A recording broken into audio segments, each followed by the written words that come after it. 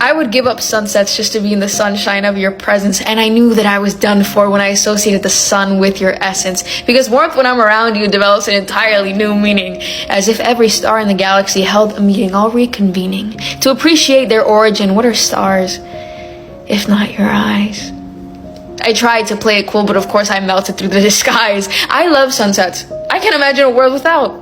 But I'm sure that when God created Earth, you're the muse sunsets were supposed to be about. Is that too much? I'm sorry. I'll keep it at hello. But I would give up sunsets to learn who God was painting. I want to know. And today you said something that made my head shake because I was confused, honestly surprised about what a wrong statement you could make. We sat down at the table, you took a moment, a pause, and it was like watching a wound exposed after being covered by too much gauze. You held your words out painfully. I hate the way that I look. And I thought back to when we met in the double take that I double took. You went down the list of criticisms, complaints. Everything I touch, my mind forcibly taints. Every person I love loves someone else better. Everything I write ends up in a tossed away letter. Every time I walk in, I'm self-conscious of how I act. Everybody else adds something to the conversation. I feel like I only subtract.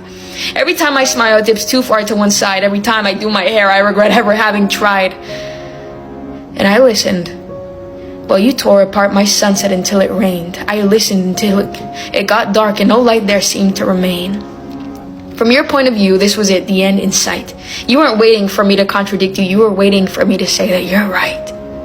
But I hate to break it to you. I listened but never agreed. You thought this was a demonstration of a burden from which I had been mercifully freed. So you grabbed at your hands nervously. You didn't make eye contact or expect me to stay. Instead, you were sure that if you were honest, of course, it would push me away. And I sat there for a while. A long while, I guess. Until you looked up. I never thought of you any less. So I grabbed your hand, put it gently into mine, and I talked about sunsets and the intentionality of their design. I said I would give up sunsets if I didn't know the sun. But now that I've seen all your colors, the only way I would run is to appreciate them completely. I'm running towards, not away. You think you're imperfect. I think perfect is an overrated display. Because no two sunsets, no 2 days, no 2 mornings share the same specific rays. To shine like you do is a miracle we're blessed to perceive.